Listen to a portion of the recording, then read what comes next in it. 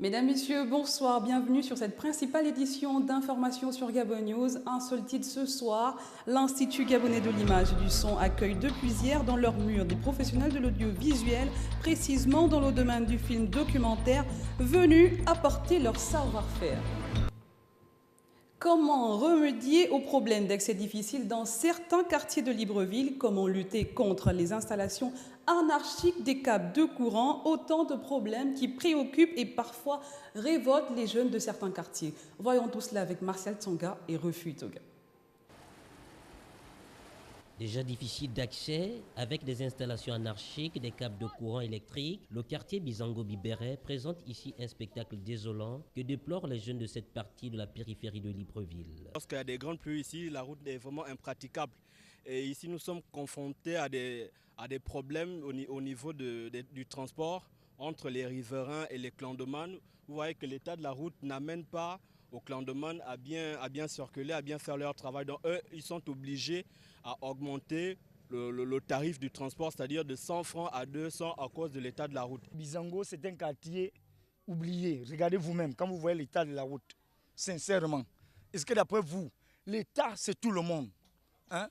L'État, ce sont eux, l'État, c'est nous, l'État, c'est vous, ce monsieur que voici, mes neveux, et vous, le photographe, et vous, le journaliste, l'État, c'est nous. Mais d'après vous, dans un pays, hein, où il y a de l'argent, regardez la Guinée équatoriale, voilà le fer, on a l'uranium, on a le manganèse, on a le bois, le koumé, on a tout. Un pays riche comme le Gabon, on souffre. Ils attendent l'arrivée du développement tant attendu. Ils estiment être logés dans l'enceinte des laissés pour compte. On remarque dans Libreville ou bien dans Outoum que certaines zones sont pavoisées, mais chez nous ici, on ne pense pas. Nous, on ne sait pas pourquoi cela est dû. Quand le développement, ça doit être partout, on doit penser à nous. C'est pas seulement Libreville, c'est pas seulement le centre-ville, on doit aussi passer ici au PK12 à Bizango. Les habitants de Bizango-Bibéré espèrent de tout cœur voir leur quartier se moderniser avec la création des voies d'accès, une installation des câbles électriques qui répondent aux normes et surtout la distribution d'eau potable, source de vie. La problématique des routes, restons-y derrière l'Assemblée nationale gabonaise. La voie qui l'entoure est dans un piteux état. Elle se dégrade le jour, avec les pluies diluviennes qui s'abattent parfois sur Libreville. Le constat de Martial Tsonga et Refus Toga.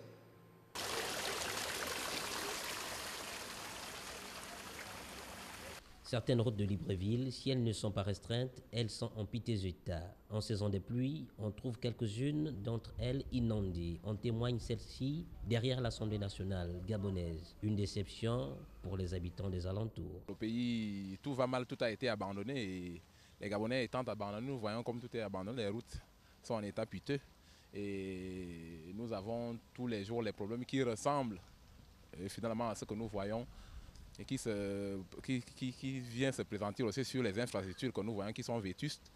Et on se rend malheureusement compte que le travail de la mairie, tout d'abord, se limite à libérer le trottoir. Nous ne sommes pas contre, mais il y a des priorités. Nous savons bel et bien que l'Assemblée nationale est l'une des plus hautes institutions gabonaises. Mais qu'est-ce qu'il se passe? Les nids de poules à gauche et à droite, nous savons bel et bien que ce n'est pas l'argent qui manque. Que s'est-il passé pour que la route soit ainsi? Une préoccupation et un état de route que déplorent les citoyens qui estiment que cette partie de la route doit être bien aménagée. Juste les demander de venir arranger ce demi-tronçon qui n'est pas long et parce que ça traîne depuis un certain temps. Lorsque nous allons à l'école, nous devons avoir 2 paires de chaussures. Nous avons des conducteurs qui roulent d'une manière, qui roulent à 120 à l'heure, qui mouillent la population. Monsieur le Président de l'Assemblée nationale, il est temps pour vous que vous preniez votre responsabilité en collaboration avec le maire de l'hôtel de ville. Car c'est de votre ressort, c'est votre travail qui ne fait rien consent. Au-delà du rôle de contrôler l'action du gouvernement et celui de voter les lois, l'Assemblée nationale se doit de refléter le développement de l'intérieur comme de l'extérieur, estiment les citoyens. Cap à présent sur cette journée internationale des droits de l'enfant qui a été célébrée aujourd'hui à l'école Saint-Pierre par les élèves de cet établissement qui a rappelé à travers des sketchs et des poèmes les droits inaliénables dont bénéficie l'enfant et contenu dans la Convention relative des droits de l'enfant. Une journée des Nations Unies qui devrait emmener les adultes à accorder un peu plus d'attention à ces êtres innocents. Le constat avec Patrick Charfery.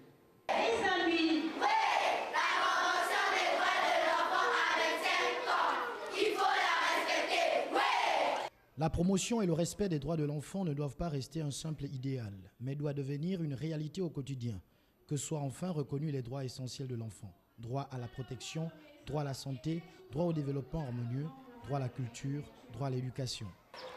Nous sommes réunis ici dans le cadre de la continuité de la Journée internationale des droits de l'enfant. Nous avons élaboré un plan d'action qui nous a permis de faire une formation de pères éducateurs. Et aujourd'hui, nous avons remis des attestations à 25 enfants qui ont participé à cette formation et célébré ensemble évidemment la journée des droits de l'enfant en différé. Cette journée internationale est l'occasion de se rendre compte des injustices perpétrées contre les enfants dans le monde. Grâce au travail de l'ONG Face à Demain, avec le concours de quelques établissements catholiques, l'école de Saint-Pierre était le cadre ce matin de l'organisation en différé de la journée internationale des droits de l'enfant.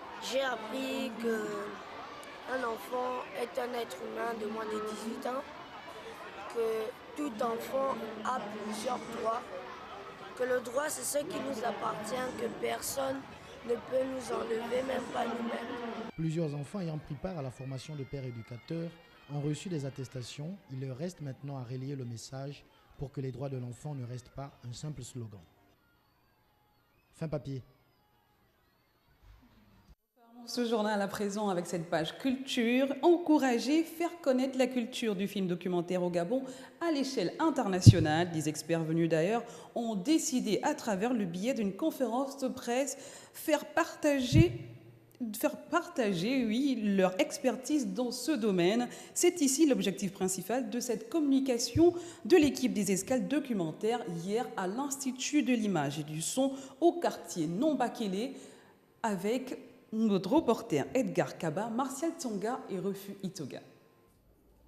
La 9e édition des escales documentaires se tiendra bien à Libreville du 1er au 7 décembre de l'année en cours. Une décision rendue publique hier à l'Institut gabonais de l'image et du son, en abrégé IGIS, par quelques responsables de cette manifestation culturelle qui permettra aux réalisateurs nationaux et internationaux de films documentaires de confronter leur expérience et la partager aux néophytes. Nous sommes à la 9e édition. Il est né d'un partenariat entre l'Institut français du Gabon et l'Institut gabonais de l'image et du son. C'est une vitrine culturelle que nous essayons de développer à Libreville, capitale gabonaise. Les escales documentaires permettent de montrer un peu quel est l'état de la production documentaire en Afrique et au-delà de l'Afrique, au-delà donc du continent.